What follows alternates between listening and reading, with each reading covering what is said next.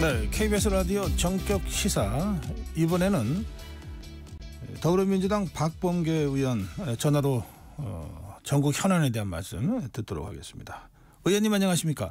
네, 안녕하세요. 네, 어제 서울중앙지검장 이창수 지검장이 심우정 검찰총장한테 김건희 여사 그 명품백 수수 의혹과 관련된 수사 결론을 보고를 했다. 그리고 대다수 언론은 김건희 여사와 최재형 목사를 불기소하는 쪽으로 방향이 잡힌 것 같다. 이런 보도가 나오고 있습니다.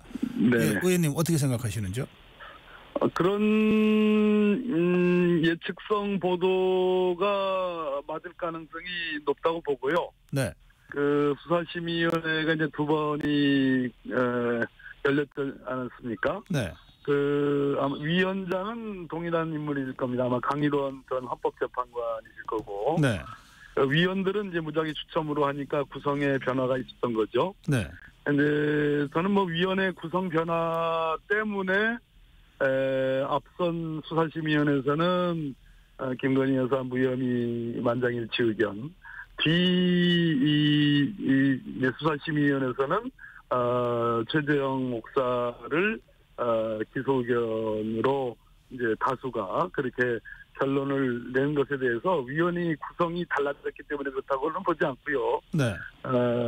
결정적인 이제 사정 변경이 있었던 건데 그거는 최재형 목사 측의 변호인이 제출한 녹음 파일과 동영상 증거들이 직무 관련성 또 청탁성, 부정한 청탁과 관련된 그러한 주장이 상당한 호소력이 있었던 거 아닌가. 네. 그렇게 보여지는데 그럼에도 불구하고 중앙지검의 수사팀은 양쪽 다 무혐의하는 쪽의 의견을 갖고 있을 거라고 보여지고 그것을 아마 총장에게 보고를 했기 때문에 두 사람 다 무혐의할 가능성이 높다고 예측하는 게 맞겠습니다. 예. 예, 지금 그 검찰총장 심우정 총장은 우리 저 박범계 의원이 법무부 장관 하실 때 그때 그 법무부 기획조정실장으로 일했다 그러더군요. 예, 맞습니다. 예, 그러면 상당히 두 사람이 호흡을 잘 맞춰야 되는 자리였던 건데 어떻게 평가하십니까? 지금의 심우정 검찰총장이요. 기조실장이라는 자리는 이제 수사 현안이라든지 전국 현안에 대한 구체적인 논의를 하는 그러한 직위는 아니고요. 네. 법무부라는 큰 조직의 살림과 전방적인 운영에 대한 그러한 그 논의를 하는 그런 보좌를 받는 그런 자리인데 심우정 당시 기조실장은 온화하고 또 합리적이며 무리하지 않는 그러한 스타일로 법무부 제가 마지막 법무부 장관 특히 수사기소 분리와 관련된 많은 참 파고가 있었습니다만 뭐 비교적 안정적으로 잘 보좌한 인물입니다.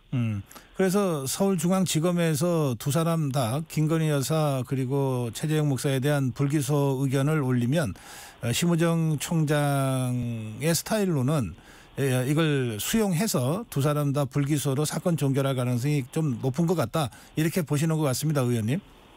아마도 그렇게 예측하는 게 맞을 것 같습니다. 왜냐하면 윤석열 대통령이 이원석 검찰총장의 후임으로 소위 윤석열 사단이라고 하는 그 특수통 검사들이 아니고 심우정 검찰총장은 기획통이거든요. 네. 그리고 그 성품과 조직을 바라보는 관점은 제가 말씀드렸고 그래서 권력에 대해서 특히 권력의 비리나 여러 가지 비의혹에 대해서 나를 세우기보다는 조금 안정적으로 접근하는 스타일이기 때문에 그렇다면 김건희 여사 무혐의 쪽으로 가지 않을까 하는 생각이 들죠. 네. 이렇게 해서 검찰이 최종적으로 김건희 여사와 최재형 목사에 대해서 이제 불기소 처분, 무혐의 처분을 내리면 그러면 자동적으로 그 윤석열 대통령이 뭐 배우자 금품 수수 신고 의무를 위반했다든지 하는 등등도 따질 필요가 없게 되는 건가요? 바로 그 점이 가장 이 사안의 폭발성 있는 저는 인화점이라고 생각을 하거든요. 네. 저나 저희 민주당이나 또 많은 법률가들 중에 물론 뭐 다른 의견을 갖고 계신 분도 계시지만 이 사안 자체가 최재형 목사가 주장하는 직무 관련성, 그 직무 관련성이라 하면 대통령의 직무 관련성입니다. 김건희 여사가 공직자가 아니거든요. 네. 그래서 직무 관련성과 관련된 예를 들어서 미국의 김창준 하원의원의 뭐 자문위원 임명이라든지 또는 사후 독립묘지 안장 또 통일TV 송출 문제 이런 것들은 대통령이 결정할 수 있는 권한이기 때문에 네. 최재형 목사나 김건희 여사를 기소하게 되면 자연스럽게 대통령이 뭐 재임 중에는 불소추 특권이 있습니다만 수사는 할 수 있기 때문에 네. 대통령을 향해서 수사를 할 수밖에 없는 것이고 또 그것이 국민들의 상당한 지금 의혹과 요구라고 저는 생각합니다. 네. 특히 디올백의 신고 의무와 관련해서는 적어도 언론에 대대적으로 보도된 이후 시점부터는 대통령이 그것을 지키지 않은 위법 사항이 분명하게 드러나는 측면이 있습니다. 그러면 오늘이나 내일 중에 이제 대검이 검찰이 최종적으로 무혐의 불기소 처분할 경우에 더불어민주당이나 야권은 어떻게 대응할 계획이십니까? 예측한 대로다. 결국은 권력형 비리 의혹에 대해서 검찰의 칼이 녹슨 칼이다. 혹은 벽장에 그냥 들여놓고 닫아놓은 그러한 칼에 불과하다. 그렇기 때문에 특검이 필요하다라는 민주당의 또 야당의 어떤 주장과 이 상당히 힘을 받을 것이고 이 사안이 그런 수사를 하느냐 마느냐와 관련돼서 직접적인 연관성보다 더 높은 차원에 네. 네, 여보세요? 여보세요? 네, 말씀하시죠? 예. 김건희 여사의 다른 비리 의혹들과 함께 이것이 더 함께 동조화돼서 어떤 국민적인 어떤 비판의 목소리가 커지고 그 급기야는 대통령의 국정 운영에 심각한 어떤 문제를 초래하게 되는 문제가 더 큰 거죠. 알겠습니다. 예, 전화 인터뷰 중에 잠깐 그 연결 상황이 좋지 못했습니다. 죄송합니다. 자, 그런데요, 의원님.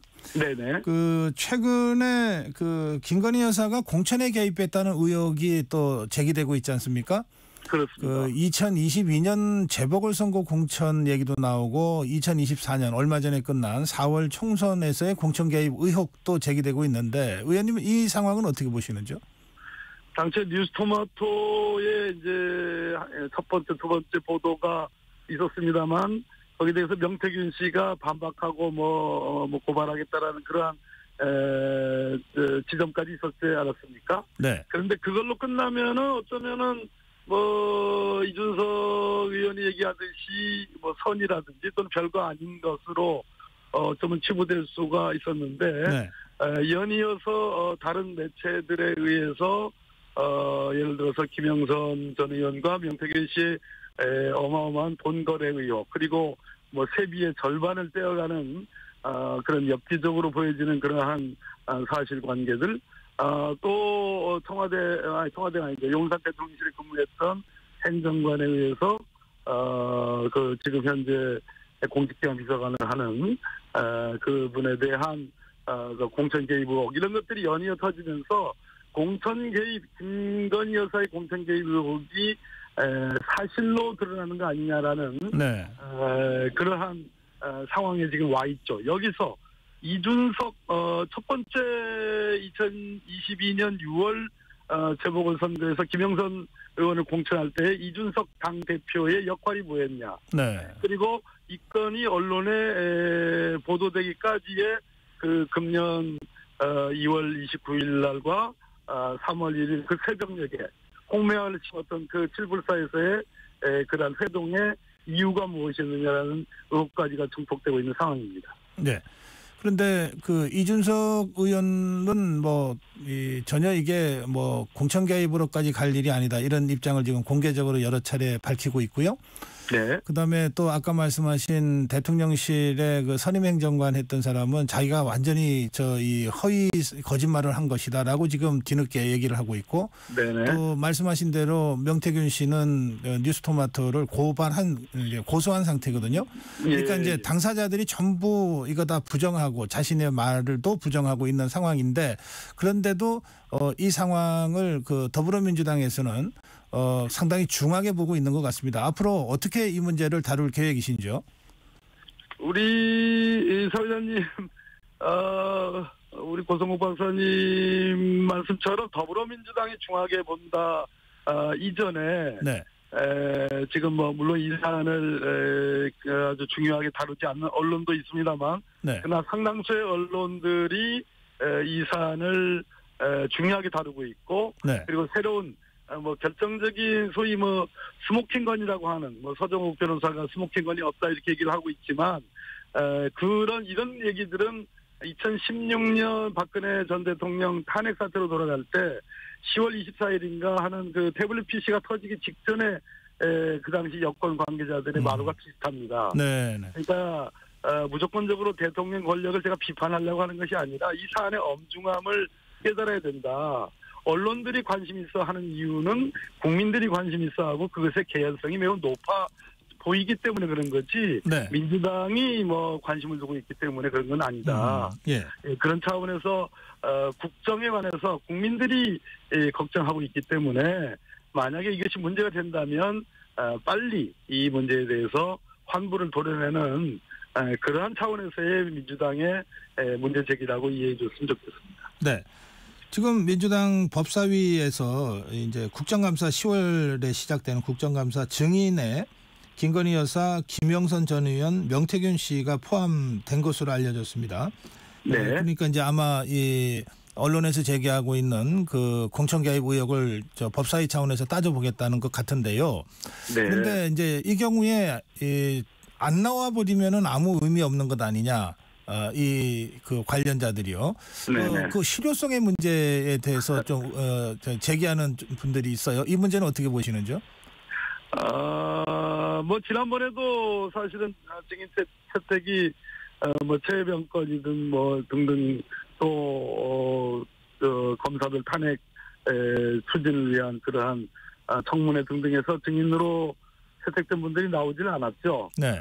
그럼에도 불구하고 야당은, 민주당은 국민적 의혹이 있는 부분에 대해서 충실하게 부응하는 최선의 어떤 절차상의 노력들을 해야 되는 거고요. 네. 또 안 나오면 안 나오는 대로 저희들의 주장을 모아서 정리해서 국민들께 알리는 그런 일은 필요하다고 생각합니다. 네. 지레짐작으로 안 나오니까 아예 채택도 하지 말자라는, 그것은 말 그대로 무서워서 못한 거는 격하고 마찬가지 이치겠죠. 네, 이 국감 때마다 여야 양측이 자기들한테 유리한 또 상대방한테 불리할 것으로 생각하는 증인 채택을 가지고 신경전도 벌이고 그러잖아요. 맞습니다. 예, 이제 그런데 이번에는 문재인 전 대통령의 딸 다혜 씨 증인 채택을 국민의힘이 요구했는데 더불어민주당에서 거부해서 보류가 됐다고 보도가 됐어요. 예. 그 다혜 씨의 증인 채택을 반대하는 이유가 뭔가요? 수사하고 있잖아요. 수사도 보통 수사가 아니고 말 그대로 탈탈 터는 수사를 하고 있고, 제가 알기로는 다혜 씨와 관련된 여러 가지 계좌 추적이 상상 이상의 저는 추적을 하고 있다고 알고 있습니다. 네.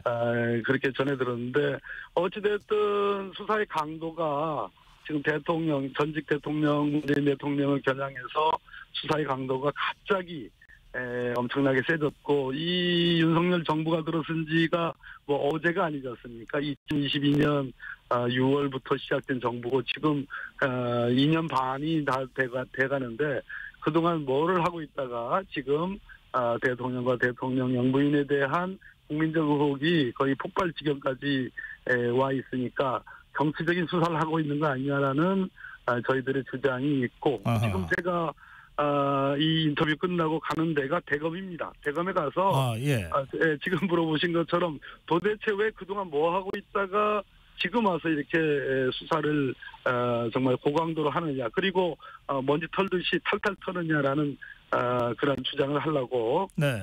성토를 하려고 하는데요. 네. 어쨌든 수사 강도가 너무 세기 때문에 이것은 뭐 국회에서 증인 채택 그것은 큰 의미가 없다고 보는 거죠. 네, 이 대검에 항의 방문하러 간다는 말씀이시죠? 예, 그렇습니다. 네, 의원님 혼자 가십니까? 아니면 아닙니다. 예, 여러 대책위가 있고요. 그 대책위에 여러 의원들이 가는 거고 저는 또 전직 법무부 장관으로서 문재인 대통령 보좌했던 사람으로서 네, 그렇게 가려고 합니다. 이 대책위는 전 정권 정치탄압 대책위원회. 예, 그 더불어민주당에서 공식적으로 출범시킨 그 대책위원회 말씀하시는 거군요. 예, 그렇습니다. 네, 예. 그 대책위원회 위원들과 함께 대검 항의 방문을 간다는 말씀이군요. 알겠습니다. 그렇습니다.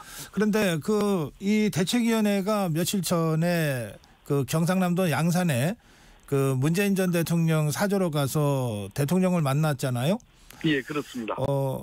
그 자리에서 나온 얘기는 지금 그동안 이제 그 보도가 많이 됐던 뭐 이게 생활비냐 뭐 아니면은 경제 공동체냐 아니냐. 네.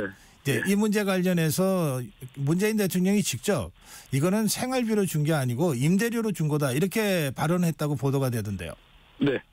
그 뇌물죄는 크게 두 가지가 있는데 단순 뇌물수수와 제3자 뇌물 수수 두 가지가 있는데요. 네. 대체로 입증하기가 단순 뇌물수수보다는 제3자 뇌물수수가 어렵다. 어렵겠죠. 예. 그런 아무래도 그렇지 않겠습니까? 네네. 상탁을 받은 사람이 직접 뇌물 받는 거와 제3자가 받는 거는 그래서 소위 제3자 뇌물수수에서 경제 공동체 이론이라는 것이 이제 대법원 판례상 있습니다. 네. 근데 박근혜 전 대통령은 제3자인 최순실 씨가 경제적 이득을 받지만 제3자 뇌물수수로 구성을 하지 않은 경제 공동체 이론으로 구성하지 않고도 입증이 성공했죠.